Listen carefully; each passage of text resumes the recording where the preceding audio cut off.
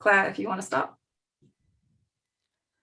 Good afternoon and welcome everyone to the Marine Conservation Society's first event of the 6th Senedd term, supported by Wales Environment Link. I am Claire Trotman, the Policy and Advocacy Manager for Wales for the Society, and I will be chairing the event today. The Marine Conservation Society has been working in Wales for over 30 years to support clean seas, sustainable fisheries and ocean recovery. Thank you all so much for being here today to discuss how we can work together to turn the tide on the declining health of Welsh seas, including those listening into the live stream on YouTube. And it is great to see that we've also got cross-party interest in supporting healthy Welsh seas. This year is a particularly important year for marine management. We've got a new government in Wales, and it's also the start of the UN Decade for Ocean Science, which aims to strengthen partnerships and management of our oceans and coasts around the world for the benefit of humanity. So before I hand over to our sponsor, I'd just like to say that we do have a chat function in both the YouTube stream and the Zoom call. So please feel free to put any comments and questions to our speakers, and we will try to get round to answering all of these at the end. We will also be putting in the chat function a link to our landing pages in both English and Welsh, where you'll find links to the Marine Pledge for members of the Senedd, our infographic on the status of Welsh seas, and also a video which will be premiering today, both in English and Welsh. We are tweeting the event today, so if you would like to do so also, please use the hashtag #TurningTheTideWales. And just to say that we're also recording this event and streaming live. So without further ado, I am like to give a very warm welcome to our sponsor, Hugh Davies, member of the Senedd for Ogmore, to say a few words. Over to you, Hugh. Diolch yn fawr iawn, Claire, and can I say thank you to you, Claire, and also to Sandy and everybody at MCS for arranging this today. It's great that we're starting so early, focusing on the health of our seas and our oceans, that great blue-green mass out there that many people look at and enjoy and go out to the summer and stare out at and paddle on, but don't think beyond that about, well, actually below the surface, how is it going? For a few further miles out to sea, how is it going? I'm not going to say many words here today because as a sponsor, it's just a delight to be hosting this. Normally I'd be saying this with the background of the bay behind me as we all gather together in pre-COVID times in the Senedd and actually have this event and talk together. We can't do that today, although it's great to have people like Lizzie with us with her backdrop of live from the coast somewhere. We're all very jealous of that. It's great as well, I have to say, to have Llŷr here. Llŷr was elected, of course, yesterday as chair of the Climate Change Committee. So Llŷr, it's great to have you here as well. And also the Minister. There's been a significant step forward with, in Welsh Government terms this time. We have a Minister for Climate Change and Biodiversity and the oceans and everything else. It's an enormous portfolio. And I have to say, probably the most important one in government in many ways, because it's so far reaching. So it's an absolute delight to have Julie James with us today, so early on within this 6th Senedd term and so early on in her portfolio. So look, I just wanted to say a couple of words today. Why is this of interest to me? Well, it should be no surprise. I was born on the Gower, on the north of the Gower estuary. So the mud flats, not the glorious beaches and the pebble shores and so on, out there in the very interesting northern estuary. So for me, like a lot of people who was brought up on the coastline, the sea has always been a fascination. But I just want to say how this became a passion. It was because of my role as Environment Minister and a Marine Minister and a Fisheries Minister in the UK government. And part of that passion came from not just doing the role, but from being lobbied extensively by wide civic society, by the Marine Conservation Society, and other stakeholders to make changes in law and policy and legislation, changes on things like the Water Framework Directives, major changes like actually being in the privileged position with a lot of support from groups like yourself to take through the first ever marine planning legislation worldwide that actually joined up England, Wales, Scotland and Northern Ireland into a proper marine planning framework. And we got more to do on that. We're still making that bed in, but actually getting that in place was a big step forward. So my passion comes from that experience and being a fisheries minister as well as an environment and marine minister. Once this is in your blood, it never, ever lets go. And you keep on passionate about this and campaigning on it. So my thanks for organising this event today. I wanted to just say one other thing. We are in now the decade of science, bringing together science and policy makers, the United Nations Decade of Ocean Science for Sustainable Development.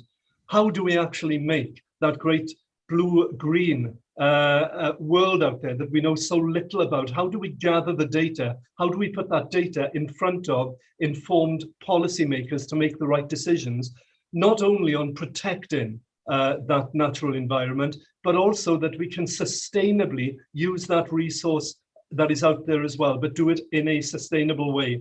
So from 2021 to 2030, we have that decade of ocean science for sustainable development. It is aimed towards achieving the 2030 agenda for sustainable development. And it's been described as, and I think it's absolutely right, a once in a lifetime opportunity to create a new foundation across the science policy interface, strengthening the management of our oceans and coasts for the benefit of humanity. That is a huge aim, but it's part of why we are here today in this particular event. And my final point would be this, Claire, before we get on to the excellent range of speakers and the videos we've got to see. Even with the challenges ahead of us, should we be optimistic? Well, I would simply say this from a Wales perspective and from a backbencher here in the Senedd. We've had the appointment of a climate change minister here. That is a good sign. We've got a debate this afternoon in the Senedd, only a few weeks in, which is on climate change and biodiversity and binding biodiversity targets, not just with the COP later this year, but what we can do here in Wales as well. We had an announcement only recently on a roads review because of climate change and air quality and so on. It seems to be that policymakers are starting to say, we follow the data, we go with the evidence and take the hard decisions. And on that note of optimism, I'm going to hand you over to some brilliant speakers and presentations for the rest of the day. I think we can do it. I think we have to do it. We have no choice. Claire, back to you. Diolch you. And thank you for highlighting those reasons to be optimistic. And I think you also hit the nail on the head with regards to when you question, how do we use the natural resources we have in our marine environment sustainably? And hopefully that is a question that some of our speakers might be answering today, and we can have a discussion around in the chat. So I'm now going to take you through to our video that we're premiering today, Securing Healthy Welsh Seas. We would, of course, love to have done the Senedd event within the Senedd with Cardiff Bay as the backdrop. We can't do that today, so we thought we'd bring the coast to everybody by looking at some of the problems that we experience in our seas around Wales, but also the solutions. Over to you, Liz. Okay, thanks, Claire. I'll just get this video streaming, and I'm going to also post the link online. So if you can't hear the video through your own screen, you'll be able to watch it on the MCS page.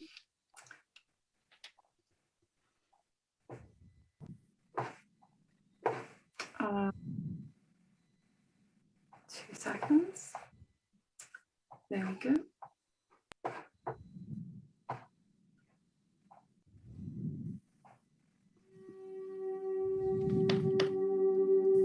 Surrounded by seas that are full of life and potential, Wales is home to an abundance of incredible wildlife.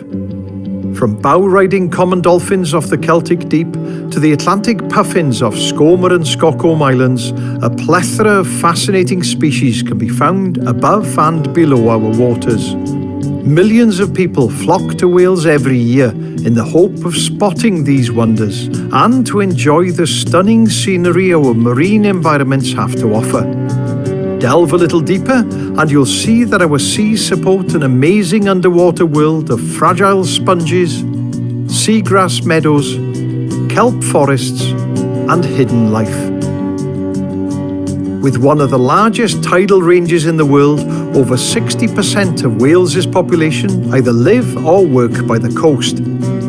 Our marine and coastal industries are not only a part of our heritage and culture, but also contribute almost £7 billion a year to our economy.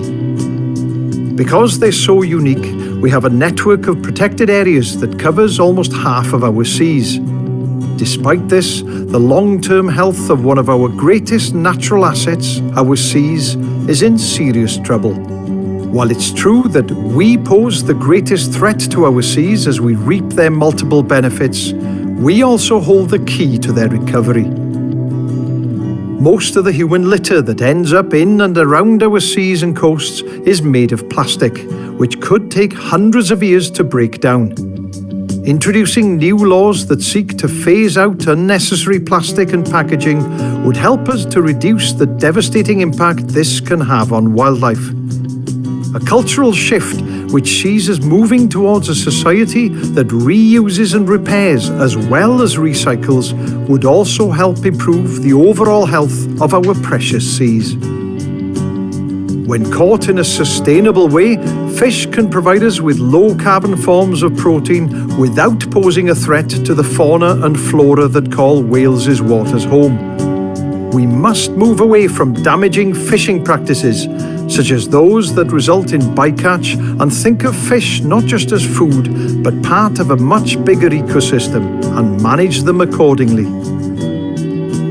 Our sea's potential to store carbon and help us fight climate change is immense. Future fisheries policies in Wales needs to be climate smart and environmentally sustainable to secure a bright future for those who depend on the sea, and must ensure that marine protected areas are safeguarded from harmful extractive practices. While almost half of our waters are under some form of protection, as it stands, none are fully protected from damaging activities. By completing our network of protected areas and funding effective management within these sites, we can protect our nationally important species and their marine habitats. Adopting a wildlife-friendly approach towards marine development will also help us to create a balance between the demand for renewable energy with space for nature. By working together to be part of the solution rather than the problem, we can save Welsh seas and ensure that they're there for us all to enjoy for years to come.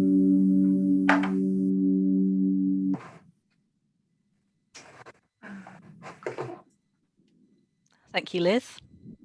And I just want to say a few words of thanks to Hiola Williams and to those who donated footage to help put the video together. We really wanted to showcase what we have in our seas and why it's worth protecting, and I think hopefully that video did just that. Next, I am delighted to be able to announce that we have the Climate Change Minister for Wales, Julie James, joining us this afternoon to discuss priorities for marine management over the 6th Senedd term. Over to you, Minister.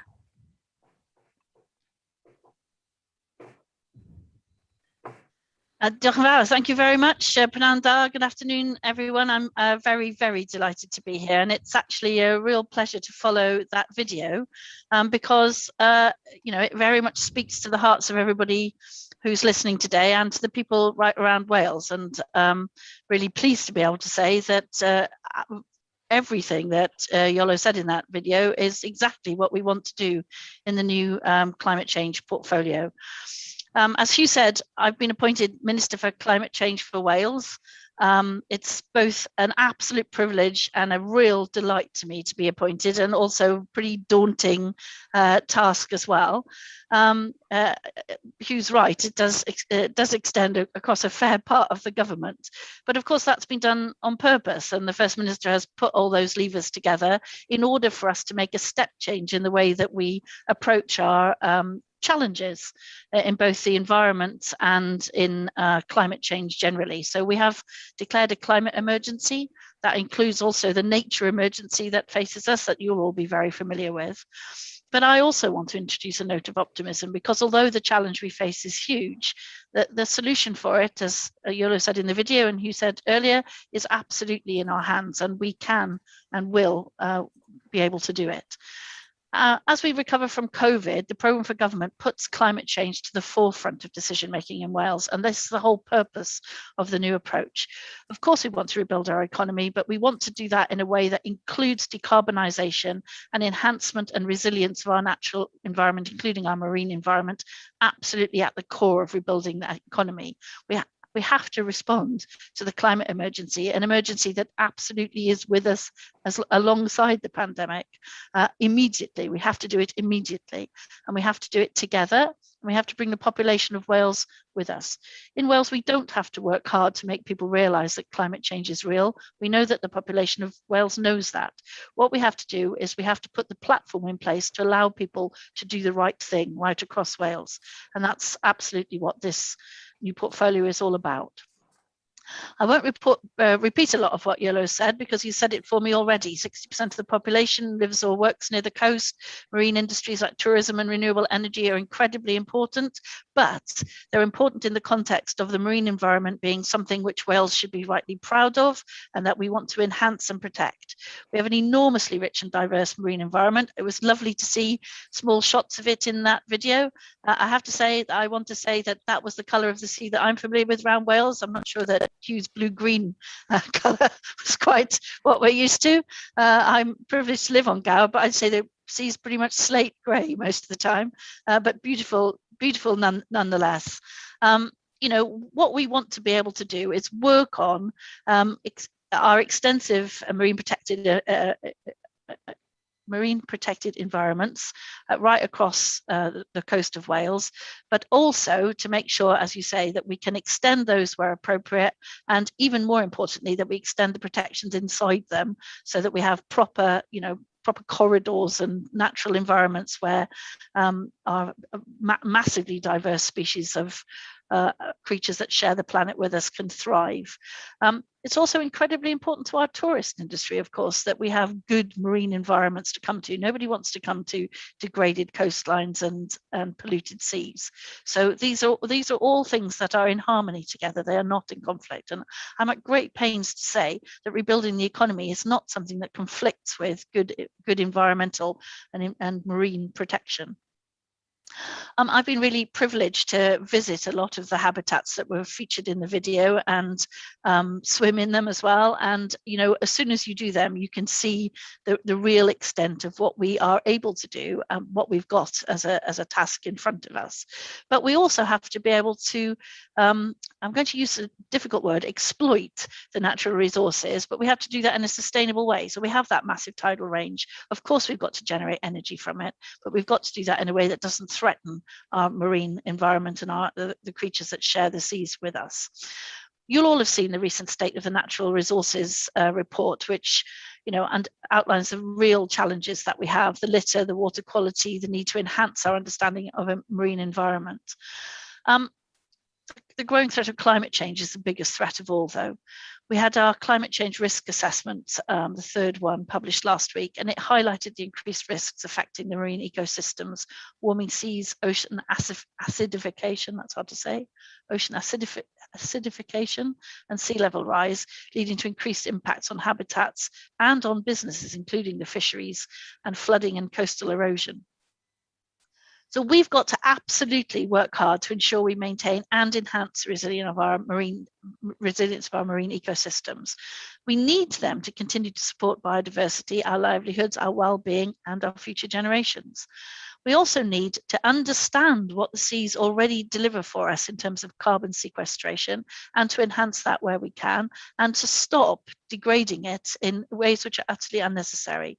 So the video pointed out that one of the things we need to do is to stop plastic litter, but we also need to stop the production of that plastic litter. And I'm delighted to say that amongst the things we'll be able to do is ban a series of single-use plastics.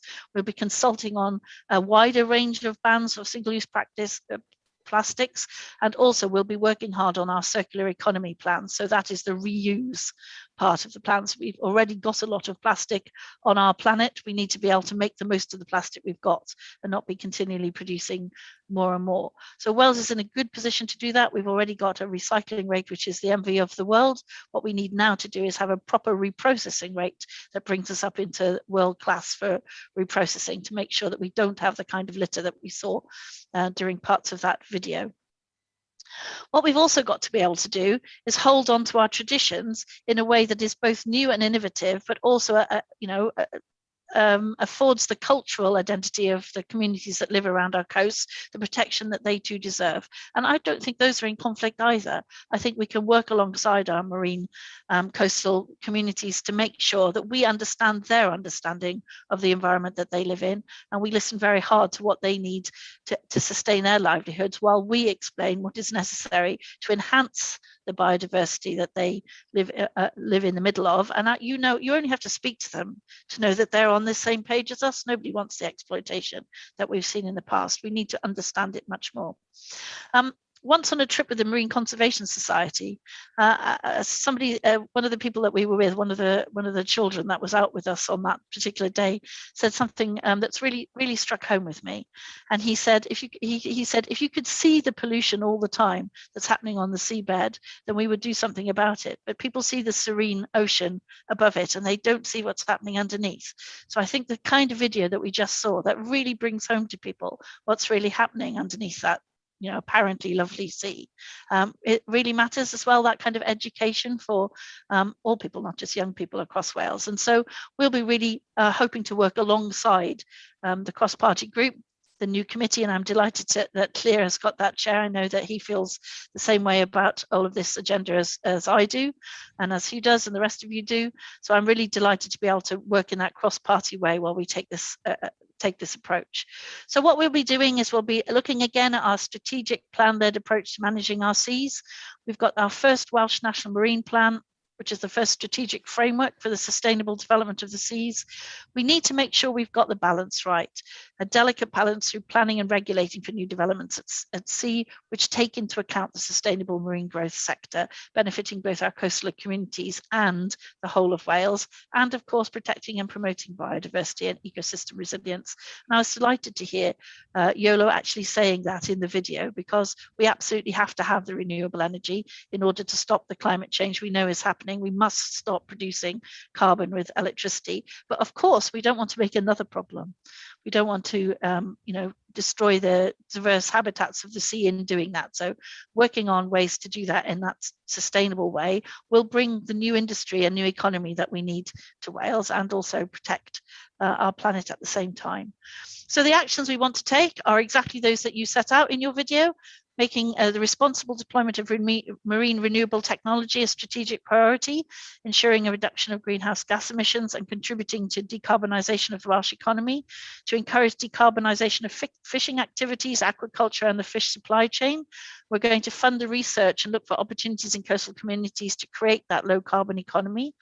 And to complement that, the joint fisheries statement and fisheries management plans are currently under development.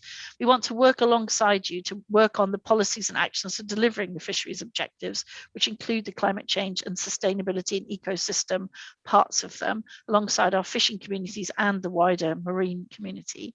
We want to support our marine ecosystems to build on the successes of SCOMA and so on as part of the project to complete the MPA network in Wales. As Yolo said in the video, we've already got more than 50% of the seas covered, but we need to make sure that the network is sustainable, manageable. We want to see a scheme which supports the restoration of the seagrass and salt marsh habitats across Wales. We've got some really great projects such as the Reso Seagrass project in Pembrokeshire ongoing, but we want to work on and work with those communities to make sure that we plant the right grass in the right place, all the same things we say on the land, the right trees in the right place, the right marine environment for the right kinds of grass and kelp forests and so on. We also need to tackle the absolute scourge of marine litter. We absolutely want to take direct action on that. And that's a combination of extended producer responsibility. So, getting the producers of our food and goods to stop packaging in unnecessary plastic, to build on the research across our Welsh universities to make sure that alternative packaging for food and so on is available. And then when the plastic exists already, to make sure that we recycle it in the right way, we reprocess it in the right way so that we can reuse those we already have. We've got a good record on this in Wales. We were the first to do the single carrier bag charge, decried at the time, as I'm sure you all remember, now a huge success right across the globe. Our recycling rates, we were told it was not possible to do what we've said we would do. We've done it. We need now to work on the reprocessing bit. We are absolutely committed to using our legislative powers to reduce and reuse the amount of plastic items we have in Wales. Again, we want to introduce pilot schemes in Wales with the aim of recycling the fishing gear that we saw the divers in the video picking up. First of its kind in Wales, and we remove quite a lot of the barriers faced by the industry with the end-of-life fishing gear that they face. And of course, to achieve all of this, we need all of you. We need all of the people of Wales to work collaboratively with us. I know that many of you here have worked on the Wales Marine Action and Advisory Group to develop the proposal for the recovery of our seas. We're going to be a huge focus on resilient marine ecosystems and the growth it can deliver. And I'm really looking forward to engaging with all of you as we take that forward, with Hugh, with Leah on the committee, with the conservation societies, with the Environment Link in general, and with the people of Wales, because we all have the same agenda here, and that's to recover our seas and use them in the way that we all know they should be used. And I'm extremely jealous of the people who are currently on the seaside, as I am in the bay actually, but sadly inside a building and not out on the seashore. So it's been a pleasure to be here. I'm going to have to love you and leave you, I'm afraid, as I'm doing an interministerial group on net zero, as it happens, at 1 o'clock. But it's been a pleasure. Thank you so much for inviting me. And I'm really looking forward to long and fruitful engagements with you all as we take this agenda forward together. So diolch yn fawr. Thank you very much. Diolch yn fawr, Minister. And just to say thank you for being the Native Oyster Species Champion in the 5th Senedd term as well. We really appreciate it. And I do like my native oysters, I must say. Great.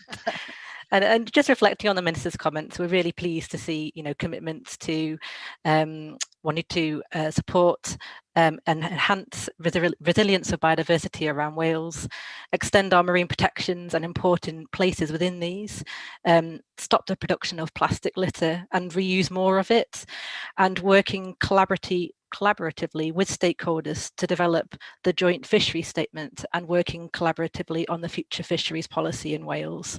So some really encouraging words there from the Minister. Diolch yn fawr.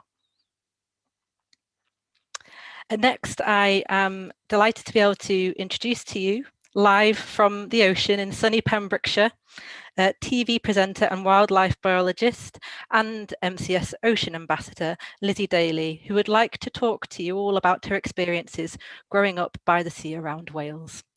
Over to you, Lizzie.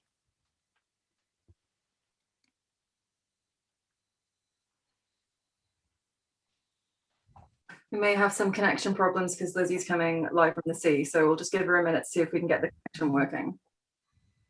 Lizzie, can you hear us all right?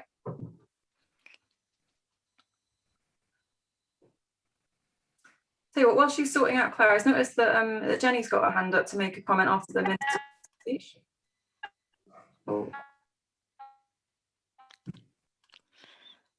Do you want me to come in or? Yeah, Jenny, if we'll see if Lizzie can sort a connection out, but yeah. Yeah, please do come in. I'll shuffle off as soon as you can. Yeah, no problem. I just think that the elephant in the room is industrial fishing. I'm probably not the only person who's seen Seaspiracy and been absolutely appalled, and I stopped eating it when I saw it. So I just wondered what the MCS is doing about it. Again, a massive thank you to Marine Conservation. So I'll wait. Well, yeah, we want to hear from you, Jenny. So we'll come back to you. Thank you for that comment. We've lost Lizzie again. We have lost Lizzie. Yeah. Okay. That's okay. I tell you what, we'll move on to our final speaker, and then we'll see if we can bring Lizzie back. And if we can't, we'll go on to the Q&A, and we do want to hear from Jenny. And I see Janet's also got her hand raised, so we'll come back to the members in a moment. So I'd just like to introduce to you the Chief Executive Officer for MCS, Sandy Luck, who's going to bring a call to action by highlighting actions that must be taken with regards to future policy and legislation in Wales to recover nature in our seas. Thank you, Sandy. Diolch am ymuno â ni heddiw. Thank you for joining us today. I just wanted to start with a big thank you to the Welsh Government for being the first country in the UK to recognise that we are in the midst of a climate and nature emergency. And that's clearly been underlined by Wales appointing its first climate change minister, as we've just heard. And we also strongly welcome the cross-party support from all the parties represented in the Senedd to take action to tackle the nature and climate crisis. And we're so pleased to see members from all parties here today, because as we've already heard, the time to act is now.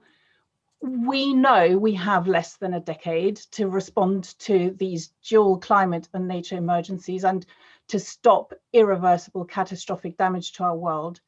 And we've heard that this new government will not shy away from the reality of the damage we're causing to our planet, and that it's in a great position and committed to leading the UK out of these crises.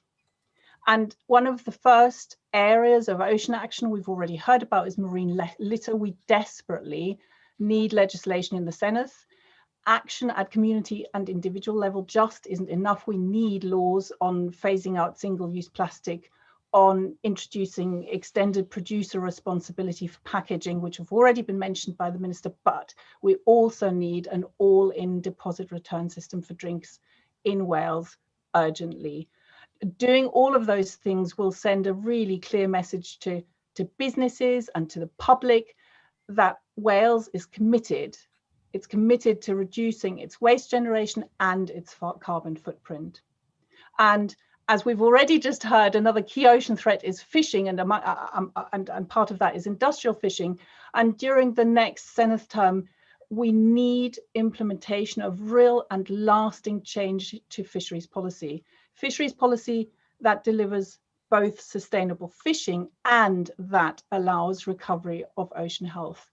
And that means that any new Fisheries Act in Wales must build on the UK's shared ambition to deliver environmentally sustainable fisheries, to ensure that fisheries and fish farming play their part in reaching net zero, and also to create new opportunities for low carbon aquaculture. And we've already heard about coastal communities as well. Coastal communities in Wales and people living in and visiting Wales want to and should be able to enjoy the wealth of the benefits and opportunities that Welsh seas have to offer. And that is only possible if in the next 10 years, marine biodiversity is effectively protected and is also recovering. So again, that word recovery, which is so key. And that means three things for us. It means that the Marine Protected Areas Network in Wales has to be completed, focusing on the designation of the marine conservation zones into 2022. It also means that there has to be sustainable and long-term financing and investment into our marine protected areas. And we need to stop damaging activities taking place, because these are nationally and internationally important areas for nature. We need to let them recover. With that in mind, the Marine Conservation Society is calling for Wales to contribute to a UK target of 30% of UK waters to be highly protected from extractive activities by 2030. And we mustn't forget the opportunities for Welsh seas as a blue carbon store. They're vast, we've already heard about it. To achieve ambitious climate change targets in Wales, we recommend that the new government incorporates the opportunities that blue carbon provides into future policy considerations, lots as well as other considerations. So we've heard already, Wales has led on the single-use carrier bag charge. It's the first nation to bring into legislation on well-being, a healthy marine environment that we can all enjoy. It's within reach. We just have to put in the time and the investment to recovering our seas now. So today we are asking members of the Senedd to do 3 things, and also those on YouTube looking at us. Firstly, please sign our Ocean Recovery Pledge to show support for the recovery of our seas over the 6th Senedd term, and do take action on marine plastics by taking part in the Marine Conservation Society's Plastic Challenge in July. You can find out more and sign up if you head to our website. And then do also download our latest Good Fish Guide, which has up-to-date information on sustainable seafood choices. It's also on our website and a free app available on any smartphone. Diolch yn fawr. Thank you everyone for taking the time to attend this event. We really look forward to working with you all to secure seas full of life. And I'm just going to hand back now. Claire. Diolch yn fawr, Sandy. Thank you very much for highlighting the steps that can be taken over the 6th Senedd term to reduce the pressures that our seas currently face. I'm conscious of the time. We do have Lizzie back with us. I want to take a few comments from members who might need to head off shortly for plenary. So I can see we've got a few hands up, and then we're going to come back to you, Lizzie, live from Pembrokeshire. So Jenny, I'm going to go back to you if that's okay, because we'd like to hear what you have to say. Thank you. Thanks. Well, I think I more or less said it, which is, what are we going to do about industrial fishing? We can do all the cleansing of the plastic from our seas that we like, but if we continue to allow industrial scale fishing that kills so many of our species, we're not going to really sort this problem out. But on the other hand, we can't be paralysed about things that we can't do anything about. So I just wanted your take on that. I was surprised to hear Sandy talk about sustainable fish farming. That's an interesting concept. Diolch yn fawr, Jenny. Is there any one of our speakers that wants to pick up on Jenny's point there?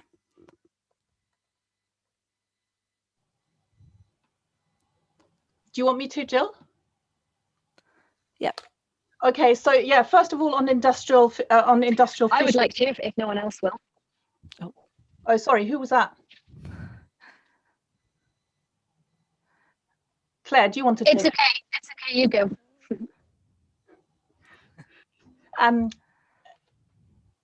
Yeah, sorry, industrial fishing.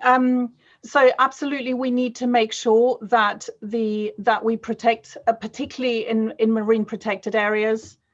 We need to make sure that we stop, for example, bottom trawling in sites that are protected for the seafloor, for example, because you can't protect the seafloor if that's not happened. So we are, that's something we are asking for, to stop damaging activities like bottom trawling in those sites. That's definitely something that needs to happen, latest by 2030, but if possible much earlier. And that was one question. The other one was on sustainable aquaculture. So yes, we know that aquaculture can be really damaging for the environment and for fisheries, and there are lots of negative impacts. We also know that there is a lot, the fish we consume globally and in the UK, we can't meet that without aquaculture, and there are definitely ways to do it right. And they include really looking at the environmental impacts. They include siting not siting in protected areas. And then there are lots of ways to deal with some of the issues, such as multi-trophic aquaculture. So we'd love to talk to you more about that. We definitely think that's possible. Diolch yn fawr, Sandy, for that comprehensive explanation, and hopefully that's sparked some thoughts and discussions for later on and on the live YouTube stream also. Janet, I want to come to you next for the Welsh Conservative view. Thank you, Claire. Thanks for all what you and all the organisations do to help us to protect our marine environment. Just picking up on Jenny's point, about industrial fishing, I was quite shocked to find out that I think about 75 licenses had been given to Dutch trawlers to take huge quotas, and yet my own local fishermen in Conway have got really restricted licenses as to what they can. So I think we need to be asking Welsh Government and obviously our Minister to ensure that we make a level playing field for our smaller fishermen, rather than having these, the big, industrial fishers coming in. And then a big concern for me on the North Wales coast, living in Llandudno, representing Aberconwy, is everyone will be aware of the Awley Moor scheme that's likely to be coming, the wind farm scheme. We're also aware of the Gwynty Moor, the damage that was done to the seabed and the species decline that we've got stats on. So my question to Welsh Government, to the MCS, and to all organisations really in protecting our environment is, these are the biggest wind turbines closest inshore that will be in the UK. Now, the UK government, of which I'm a member, obviously, of the Conservatives, they've got a big push on renewable energy, and no one's knocking that. But having witnessed at first hand how destructive it can be on our seabeds and in terms of our species decline, what mitigating factors will government be putting in place to ensure that we have, in land-based planning applications, you can have planning gain? What I would be wanting to see is some almost like compensation back from the wind farm. RWE, I've raised my concerns with them. I'm not sure that there's anything actually planned in terms of ensuring that, there's some mitigation. And I know there's all the licensing process. I've had that quoted at me chapter and verse, but we see what we see, we know what we know, the facts are there. So how about some sort of areas of the seabed where, there can be sort of havens, if you like. Hang on, I think I've just lost. Can you hear me? Yes, we can hear you fine, Janet. And where we can actually have conservation areas, or where species can then sort of recover. So we see nature recovery, because what seems to happen, we get the destruction, then we have to look for mitigating factors and nature recovery. I want to try and ensure that government works with these developers, UK governments, organisations such as yourself, to ensure that absolute minimum disruption is there at the beginning. Diolch, Janet. And yes, I wholeheartedly agree with your point about nature, natural safe havens. One of the things that the Marine Conservation Society, as well as many other NGOs, are asking for is to make sure that we have a network of highly protected marine areas around the UK by 2030, in order to make sure that there are some areas of the sea that are protected from any extractive or deposition activities. Is anybody else wanting to comment directly to Janet? And about the licenses given to Dutch trawlers, 75, I understand, in the last couple of years or so. I wonder if Lizzie, if you're able to hear us, if you had any thoughts on this, and also wanted to check if your audio is working now. Can you hear me? Yes, we can hear you. Success. Oh, goodness me. Yeah, it's a really I mean, in terms of regulation, and about how we regulate and legal and illegal activity in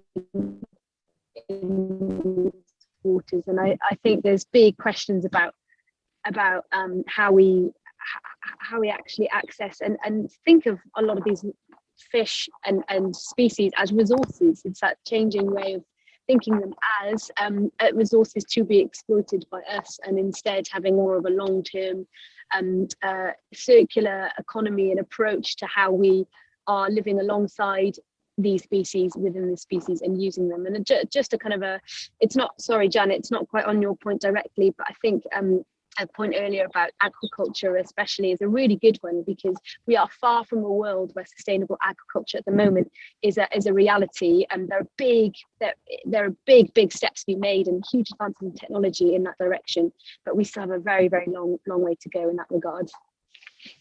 Diolch, Lydie. Is there anyone from Plaid who wants to come in with any reflections or questions before we move on to Lizzie? Leah, I can see you're here. I'm going to nominate you. Is that all right? Yes, that is fine. Sorry, I was looking for the mute or unmute button.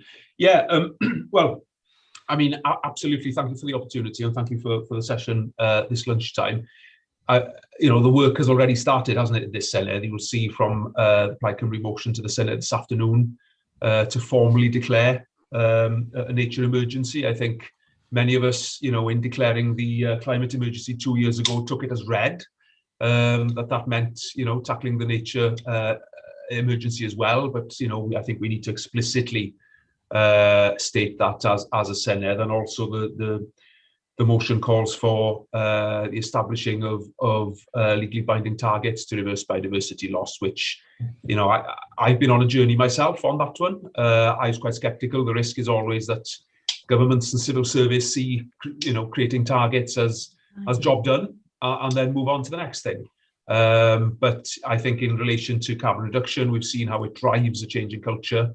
And how it sort of frames the mindset around the need to act, and I think we need to replicate that in terms of nature as well.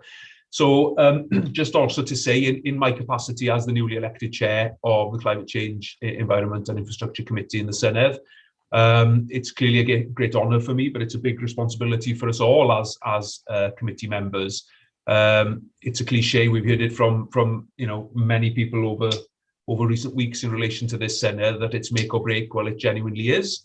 And we as a committee, and I certainly as a chair, will approach that with determination, you know, to really make a difference and to work across party lines to achieve what we need to achieve.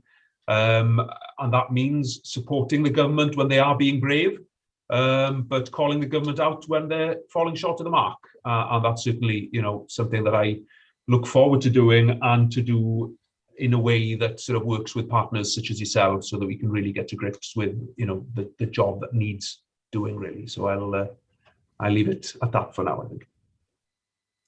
Diolch, Leah, and we're really excited to see what the new committee decides to inquire upon first. Well, we're hoping to have our first meeting, obviously, not next week, but in the final week of the Senedd term. Excellent. And one of our first jobs, of course, is to consider the legislative consent motion for the Environment Bill, the UK Environment Bill. Oh, brilliant. But I think we're expected to report on that first thing in September, but we'll need to consider it before then. Diolch, Leah. So I think if there's no more questions from members, we'll move back to Lizzie, who now has reception, I've been told. TV presenter and wildlife biologist, to talk to us about her interests in the seas in Wales. Over to you, Lizzie. Second time's the charm, hopefully. I know.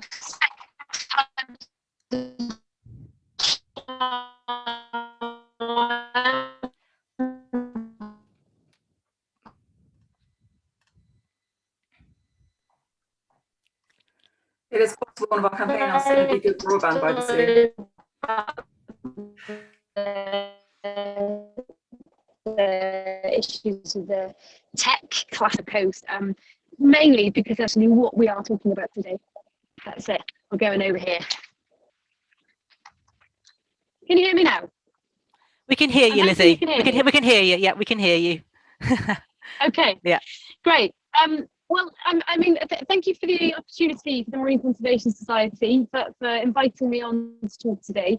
Such an important conversation, and it's actually been really inspiring to hear all those that have already spoken today, covering a variety of issues. Any excuse for me, really, to talk about my home, our home.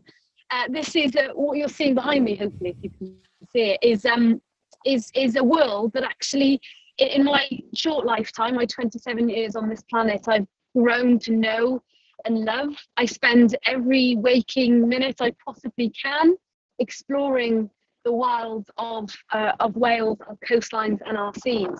And here in Wales, we boast not only several hundred kilometres of rugged coastline, we have fantastic islands which come alive in spring and summer months with seabird colonies of international and national significance, like Skoma Island, that you can see, hopefully, behind me. We have mud flats that we heard about earlier. We have incredible tidal ranges, coves and caves to explore. Wales has everything. I absolutely love it. You know, for my job, it's a case of going across the world to see and tell stories about the natural world, but there is one place that always draws me back, and it's home, it's here. But actually, for so many of us, we are intrinsically linked to this sea. In the food that we eat, the air we breathe, it's integral to our survival, for our livelihoods, to relax, to take moments of calm, to rethink everything in our life, in our economy. Here in Wales, it is interwoven into every single one of us, and we should be proud of the sea and our connection with it. And for me, it's that and more, because I wanted to sit here as a reminder of what we need to protect and what we actually have here, but actually to share with you some of the memorable moments that I've actually gained by spending time in these marine environments. And as I sit here, I am reminded of, there's such special days. There was a day, which I'll never forget, heading out into the Celtic Deep. I'm hoping many of you on here will have explored or know about the Celtic Deep, a wild stretch of water just a few hours off the Pembrokeshire coast here. And it's an incredible Celtic shelf where there's upwellings of nutrients. It's a place where I remember standing on a boat with face stiff with salt, jumping into the water and seeing my first female blue shark coming eye to eye with a blue shark. On the same day, seeing 4 beagle sharks, thresher sharks reaching out of the water. Sat here, I'm reminded of the windy days in autumnal months when I watched wading birds, green shank, red shank, curlew, the bubbling sounds of curlew that come to our coast that are overall in huge decline. And here in Wales, we are lucky to have some small populations of curlew, but a lot of our birds are at risk of huge decline. I'm reminded of snorkeling among huge blooms of jellyfish and seeing the dancing kelp. And among dancing kelp, there's delicate mounds of spider crabs and just an incredible amount of life here. Anemones, vibrant nudibranchs. This is honestly a place that captures my imagination and my heart, and always will. And I'm hoping that, and I'm hearing from some of you today, I believe that you guys feel the exact same. But, you know, at the same time, you know, I am quite an optimistic person, but at the same time, here we are discussing what has actually been labelled the deciding decade. And my first question was, what does the deciding decade mean? I mean, as a phrase, I guess the question back to you is what does that phrase mean to you? It makes me feel worried. It makes me feel anxious. And one of the questions I have is, what about the last decade? You know, these are memories that I have just gained in the past 10 years and 10 years of my life. And they are all fantastic, but what about the changes and the progress that we have made over the past 10 years? We're so quick to make milestones and reach to the next target through long environmental plans and strategies. But what about the past 10 years?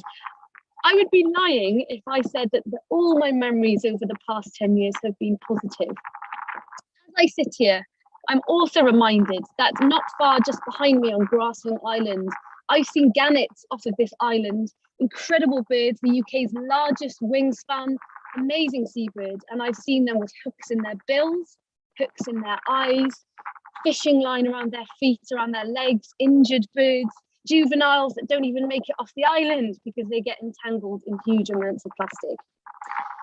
I'm reminded of conversations with naturalists like Mike Alexander, who, as we stood on the beach in Harlech in North Wales, told me about the phenomenal, largest in the world ever recorded leatherback turtle that washed up on our beach in Wales with a stomach full of plastic. I'm reminded of the conversations that I've had with some of the communities up in North Wales who are genuinely concerned and in fear of losing their houses due to flood risk. And I'm reminded of that one time at which I myself actually held a critically endangered Kemp's Ridley turtle that had died on our coast due to cold water shock. It actually washed up just outside of Swansea. just a handful have washed up here in the UK, but more and more we're starting to see in Wales wash up, strange climate changes in our oceans that are causing unusual things happening. And these catastrophic impacts from plastic, from pollution, from industrial fishing, from climate change are so catastrophic that I don't think we even realise the urgency that's needed. So for me, I'm not sure what the deciding decade looks like. Listening to you today, I have hope, I'm inspired, but is the deciding decade actually going to be full of action? Are we going to see more regulation in our waters? Are we going to see those MPAs that we talk about so much actually having HMPAs established with them? Half of our waters, brilliant that they are protected, but not only do we need to better the management and regulation of current MPAs, we need to see more protection of areas in places where blue sharks, these amazing migratory species, come out in the Celtic Deep as well. What it can't be over this next decade is talking, is having more meetings, is having this idea that we are going to continue on talking and setting up long-term plans of what will be. A decade is a very long time, and I personally feel, in my experience, with the little experience I have compared to the wonderful people on this panel, that in my short life I have seen huge catastrophic impacts. And the past 10 years are a big wake-up call for me. So we don't have another 10 years to put out a long-term plan. We need to start acting now, and we need to make a real difference now. Our seas are really hanging in the balance at the moment, and as we prepare to move into the next 10 years, I can only hope that we all move into it with hope, with fear and action. Hope, because I do believe, especially with the new Welsh Government and all the environmental plans that have been discussed today, that we do have the tools and resources to make positive change for the future. With fear, because I'm not sure we fully understand the gravity of the situation, the planetary crisis that we are in. We have known about the impact of increasing temperature on our planet for the past 50 years. We've known that important critical habitats like our seagrass beds, like our coral reefs, are litmus tests for the state of our oceans. We've seen the impacts of declining seabirds across the UK. Yes, this marine conservation zone that I stand in front of here is such a brilliant success story, and we should be using that and amplifying it and celebrating it. But it's one example within overall a massive issue with our seabirds.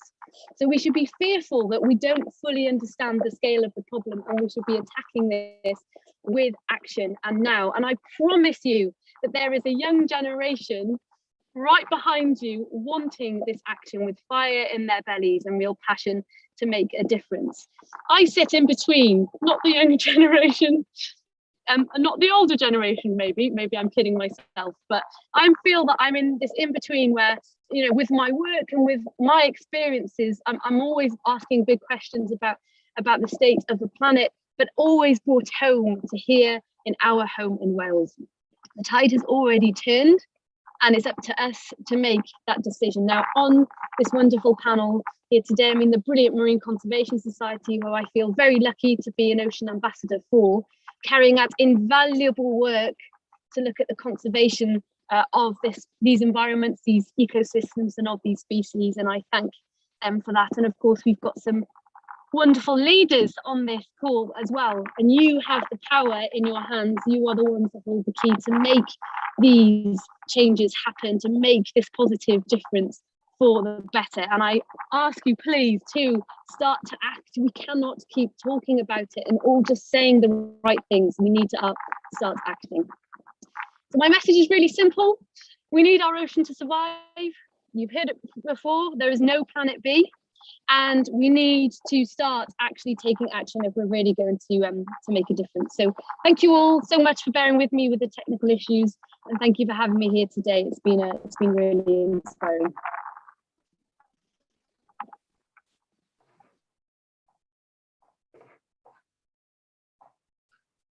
Claire, you need to unmute. Diolch yn fawr, Lizzie, and just to say thank you so much for hanging in there, because the visuals were stunning in the end. We had some lovely sea in the background as you were talking, and the descriptions of your experiences were wonderful. And I totally agree, and I hope most people listening in will agree that the time for talking is done, the time for action is now. So thank you again. If there are no more comments from members, I would quite like to get a bit of a summary from the YouTube live stream, as I've heard that we've got comments coming through from others who are listening. And I'll head over to Billy now, my colleague, who will give us a little rundown as the kind of comments, questions and feedback that are coming from the YouTube stream. Thanks, Billy. Thanks, Claire. Great job chairing, by the way. So yeah, lots of the chat on YouTube has been about sustainable fishing. Obviously, I know we covered this earlier with Jenny Rathbone, who raised a question, but I just thought, because obviously there are people who choose not to eat fish, which is fine, but some that obviously choose to. So what would we say to those who obviously want to eat fish? How can they do so as sustainably as possible? Do you want me to take this one, or anybody else? Yeah, whoever would like to. Thanks, Andy. Sorry, I keep on not seeing everybody. So yeah. Sustainable fish. So go to the Marine Conservation Society's Good Fish Guide if you want to make sure that you eat fish that does the least damage to the marine environment. And what we have on the Good Fish, you can find it on our website. You can download it onto your phone, so it's always available to you. And what that shows you is fish that you really mustn't eat, which is red rated. It's endangered. Oh yeah, Claire's just showing the app. Red rated fish is endangered. It's vulnerable. You really shouldn't eat it. And then we have green rated fish, which we've looked at the environmental impacts, the health of the fish stock, and many other things like that. So if you eat green rated fish, you can be sure that that fish is fished in the most responsible and sustainable way. So if you do eat fish, then eat green rated fish. Go to the Good Fish Guide. That's our advice. Diolch, Sandy. Billy, any other comments before we bring the event to a close? Yeah, we did have a comment come in before the still on the call. Really great, because we all have to remember that fish fingers is sometimes the only thing kids will eat that's affordable. So yeah, I think the way that normal people, the general public can take is a great way to say check your fish sustainability. But sorry to interrupt, Billy. No problem at all, Liz. No, great point. So yeah, just how can we make the most of sort of partnership working and making sure that we've got enough resource here in Wales to tackle the issues we've covered? Jill, you're waving. I'm going to pass over. Yeah, I'll come in there. Yes, it's really essential that we get everybody on board. Whenever we're doing anything in the marine environment, everybody's so passionate about it, and there's a lot of different sectors that need to be involved. And it's very key that we make sure that there's sufficient funding to make sure that all the stakeholders are consulted with and feel that they're heard and their opinions taken into account before we progress any work. And it's very difficult to do that, actually, because there's not enough money put in towards the stakeholder involvement and involving those communities who are directly involved, and obviously wider communities as well and wider sectors. So it's something that we need to focus on. We need to make sure that people are considered and the impacts of anything that we are planning to do. For example, we talked about the seagrass restocking program that they had in Dale, and that took a very extensive amount of stakeholder engagement, and Sue, who has posed the question, was involved in that to make sure that everybody on board was involved and making sure that they were happy with the outcome. So that's what we need to do. We just need to talk to people. It's a simple thing to do. Just get everybody on board. It's just getting the resources and the time to be able to do that before we can progress things. But everybody wants the best for the marine environment, and we can do that. But everybody just needs to feel that they've been consulted upon and that things aren't thrust upon them. Diolch, Jill. So we are running over slightly on time, so I apologise for that, and I will be bringing the event to a close now. But just to say thank you all for listening in on Zoom and on the YouTube live stream. I would like to say thank you to all the members who turned up today, and a special thank you to all our wonderful speakers. please, if there are any members that are able to, do sign our Marine Pledge to pledge for recovery of our seas over the 6th Senedd term. And to everybody else who's listening, please do download our free Good Fish Guide app, and also consider taking part in the plastic challenge this July to reduce the amount of plastic that you use in your sort of everyday living. But thank you very much again, diolch yn fawr, for everyone joining us today. And let's continue this conversation